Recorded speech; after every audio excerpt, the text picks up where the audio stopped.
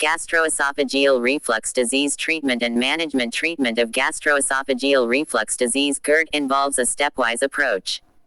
The goals are to control symptoms, to heal esophagitis, and to prevent recurrent esophagitis or other complications.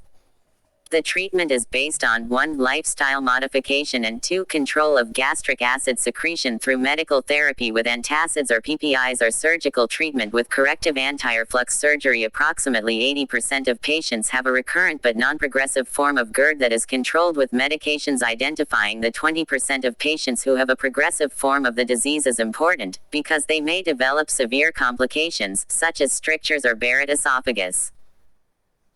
For patients who develop complications, surgical treatment should be considered at an earlier stage to avoid the sequelae of the disease that can have serious consequences. Use of a patient management tool such as the self-administered GERD questionnaire (GERD-Q) to stratify patients may improve the management of GERD patients in primary care setting. Lifestyle modifications. Lifestyle modifications include the following: losing weight if overweight, avoiding alcohol, chocolate, citrus juice, and tomato-based products. 2005 guidelines from the American College of Gastroenterology (ACG) also suggest avoiding peppermint, coffee, and possibly the onion family, avoiding large meals, waiting 3 hours after a meal before lying down, elevating the head of the bed by 8 inches. According to the ACG 2005 guidelines, studies have shown decreased distal esophageal acid exposure after these changes are made, but few data are available to confirm these findings. Lifestyle modifications are the first line of management in pregnant women with GERD. Advise patients to elevate the head of the bed, avoid bending or stooping positions, eat small, frequent meals, and refrain from ingesting food except liquids within 3 hours of bedtime. Pharmacologic therapy. Antacids. Antacids were the standard treatment in the 1970s and are still effective in controlling mild symptoms of GERD. Antacids should be taken after each meal and at bedtime. H2 receptor antagonists and H2 blocker therapy. H2 receptor antagonists are the first-line agents for patients with mild to moderate symptoms and grades I2 esophagitis. Options include cimetidine, Tagamet, famotidine, Pepcid, and nizatidine, Axid. The U.S. Food and Drug Administration announced voluntary recalls of ranitidine, Zantac, from the market between December 2019 and February 2020 after raising major concerns in September 2019 about drug contamination with the impurities of the carcinogenic molecule N-nitrosodomethylamine (NDMA). A total withdrawal of all ranitidine products was requested in April 2020. H2 receptor antagonists are effective for healing only mild esophagitis in 70%-80% of patients with GERD and for providing maintenance therapy to prevent relapse. Tachyphylaxis has been observed, suggesting that pharmacologic tolerance can reduce the long-term efficacy of these drugs. Additional H2 blocker therapy has been reported to be useful in patients with severe disease, particularly those with Barrett esophagus who have nocturnal acid breakthrough. Proton pump inhibitors (PPIs) are the most powerful medications available for treating GERD. These agents should be used only when this condition has been objectively documented. They have few adverse effects.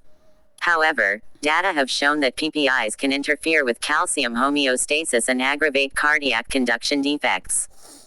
Long-term use of these agents has also been associated with bone fractures in postmenopausal women, chronic renal disease, acute renal disease, community-acquired pneumonia, and Clostridium difficile intestinal infection. Available PPIs include omeprazole, Prilosec, lansoprazole, Prevacid, ribeprazole, Acifex, and esomeprazole, Nexium. In November 2013, the FDA approved the first generic versions of ribeprazole sodium delayed-release tablets for the treatment of GERD in adults and adolescents ages 12 and up.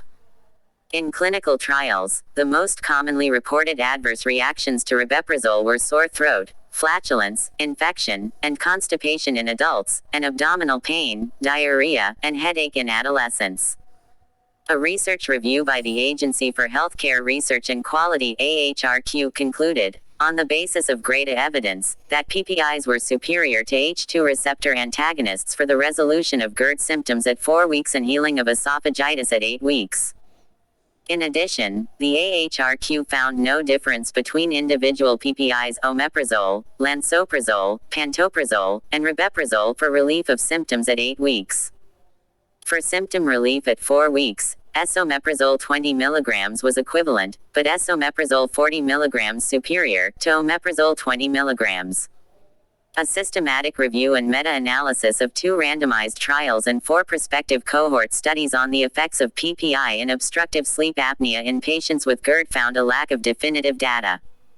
Prokinetic medications and reflux inhibitors. Prokinetic agents are somewhat effective but only in patients with mild symptoms. Other patients usually require additional acid-suppressing medications, such as PPIs. The usual regimen in adults is metoclopramide, 10 mg per day orally. Long-term use of prokinetic agents may have serious, even potentially fatal, complications and should be discouraged.